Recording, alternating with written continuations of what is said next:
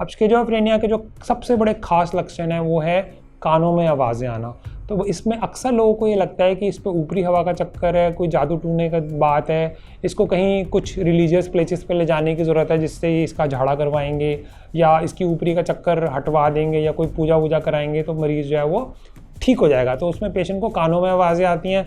अब क्योंकि उसको कानों में आवाज़ें आती हैं तो पेशेंट भी उसका रिप्लाई बैक करता है। जैसे उसको लगता है 3-4 लोग बातें कर रहे हैं और वो प्लान कर रहे हैं कि उसको जान से मार देंगे, तो पेशेंट भी रिप्लाई करने लगता है कि साले मैं तुझे नहीं छोड़ूंगा, ये है वो है, या अपने मुंह में बोलने लगता है। और घर वाले बोलते हैं, हमें लगता है इसको देख के कि मानो ना ये किसी से बातें कर रहा है। तो सबसे इंपॉर्टेंट लक्षण ये होता है। फिर अकेले में हंसना, बिना बात के हंसना तो चाहिए, खुश भी रहना चाहिए, बट अगर हम बिना बात के हंसते हैं तो हम आमतौर पे भी हिंदी में मुहावरा जैसे होता है, क्यों पागलों की तरह हंस रहा है, तो एक्चुअली वो साइकोसिस या स्किज़ोफ्रेनिया का सिम्टम जो है वो होता है। तो मोस्ट कॉमन सिम्टम ही होता है। उसके अलावा एक और इंटरेस्टिंग सिम्टम होता है जो बहुत ही इंपॉर्टेंट है, वो है डिल्यूजन।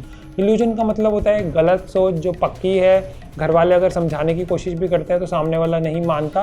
उसमें इंपॉर्टेंट डिल्यूजन्स होती हैं, डिल्यूजन ऑफ रेफरेंस या परसिक्यूशन। रेफरेंस का मतलब होता है लोग मेरी तरफ देख रहे हैं, देख के थूक रहे हैं, मतलब मुझे रेफर कर रहे हैं। परसिक्यूशन का मतलब होता है मेरी जान को खतरा है। कई बार पेशेंट ये भी कंप्लेन करता है मेरे खाने में जहर मिला दिया है या तुम लोग भी मिले हुए हो। जब कई बार ऐसा भी समझते हैं कि लोग इसको किसी ने ना कुछ खिला दिया है इसलिए इसकी तबीयत ऐसी ख़राब हो गई, या इसकी शादी कर देंगे तो ये ठीक हो जाएगा। ये बहुत ही कॉमन भ्रम होते हैं जो बिल्कुल सही नहीं होते। तो उसमें क्या होता है, डोपामिन एक केमिकल है जिसकी मात्रा दिमाग में बढ़ जाती है। उसकी वजह से हमारी सोचने समझने की क्षमता बिगड़ जाती है।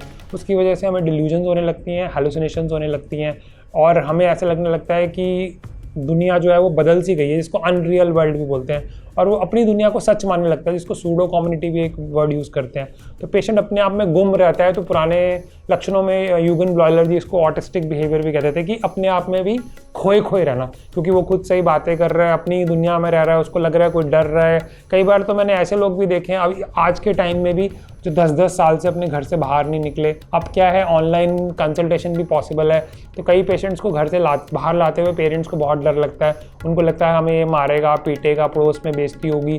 तो उसके बाद जब वो वीडियो कॉल पे दिखाते हैं और पेशेंट उस तरह की हरकतें कर रहा होता है तो डायग्नोसिस बनाना पॉसिबल है। और ऐसा भी पॉसिबल है कि उसके खाने में मिला के कुछ दवाइयाँ दी जा सकती हैं। और कोविड के टाइम में तो मैंने पहली बार एक्सपीरियंस किया था कि कुछ लोगों ने वीडियो देखा और उसके बाद ऑनलाइन दिखाया और 2-3 महीने के बाद वो पेशेंट पूरी तरह ही ठीक हो गया। अब स्किज़ोफ्रेनिया में 30-40% तो पेशेंट बिल्कुल ही ठीक हो जाते हैं। 70% या 60% में पार्शली भी ठीक हो सकते हैं, कुछ में दिक्कत भी आ सकती है।